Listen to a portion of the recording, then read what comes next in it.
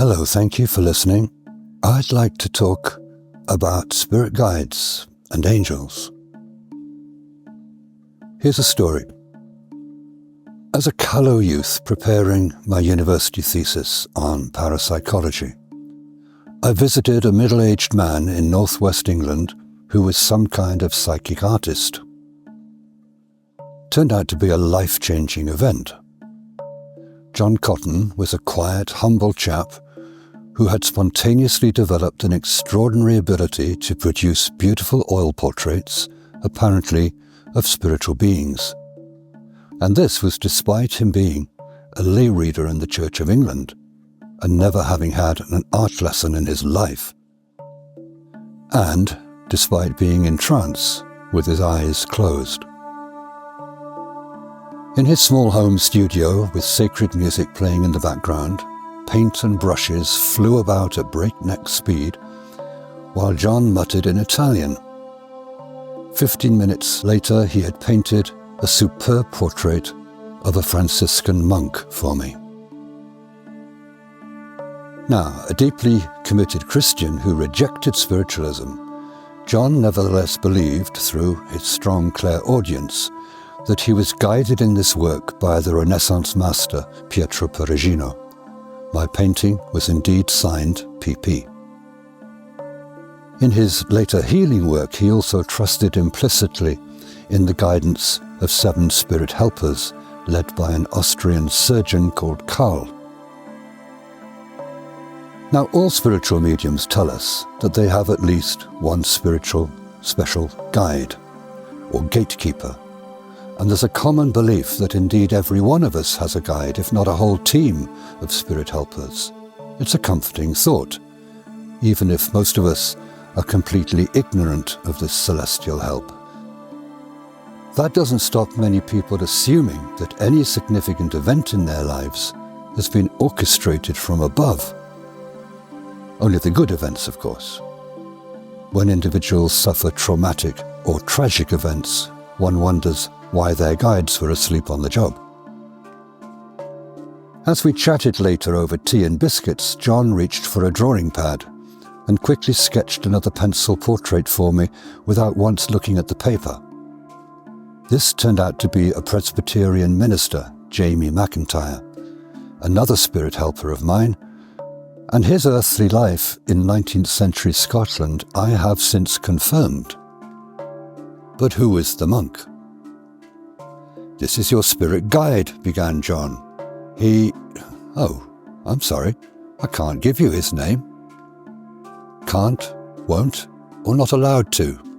John merely smiled apologetically. The beautiful portrait and its mysterious identity haunted me for years, and I visited one medium after another for an answer. "Who is my spirit guide, please?" A few times I was met with, "Sorry, I can't say. I'll give you your money back." At other times I got a confident, "Oh yeah, he's a Native American Indian chief." Or, "He's a wise and holy Persian magus."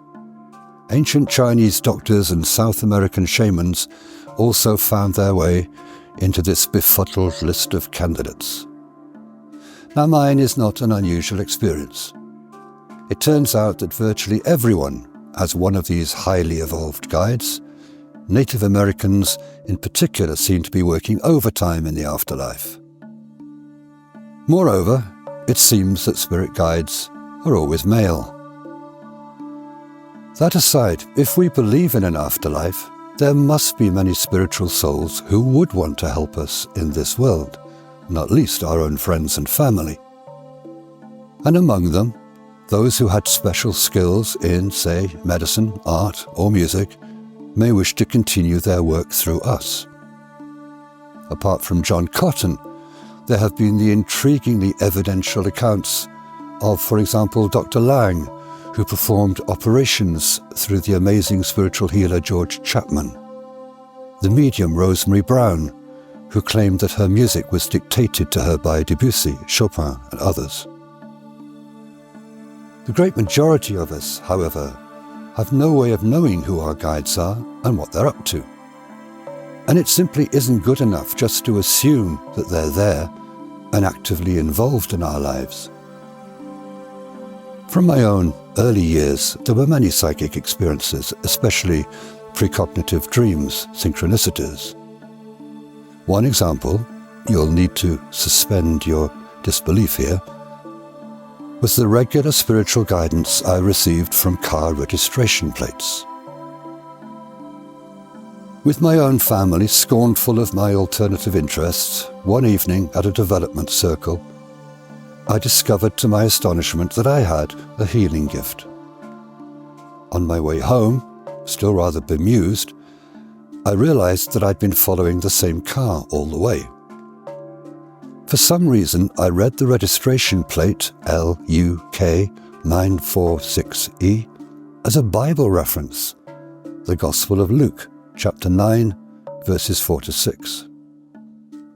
In this paragraph, Jesus commissions his disciples to go out healing the sick.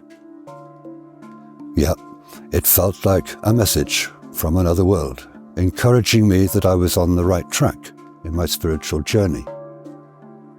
But, hang on, am I supposed to believe that in a small office somewhere in heaven, a Franciscan monk was checking out New Testament quotes while scrolling through Google Maps and ANPR software on a celestial computer? No, this was pure synchronicity. In a heightened state of awareness, and if we are lucky, sometimes the deep unconscious arrives in harmony with the conscious mind, and its understanding becomes visible to our senses. It's like overhearing a conversation between strangers on the bus that exactly answers the problem that's been plaguing us. Meaningful coincidences like this are wonderful, valuable, and prove the incredible power of our mind's psychic senses. But surely they are nothing whatsoever to do with spirit guides. We are accessing a higher state of consciousness where, as Carl Jung would say, everything is connected. Dave was on a production line of a steelworks when a section of pipe slipped and molten hot iron at 1500 degrees Celsius poured towards him. "I froze," Dave told reporters. "But then, out of nowhere, I felt something push me hard out of the way. It must have been an angel." Bella was driving steadily on the motorway when a speeding car crashed right in front of her. "I was in shock," she said, "but an angel took control of my car and steered it to safety. I swear I didn't touch the wheel. It was a miracle." No.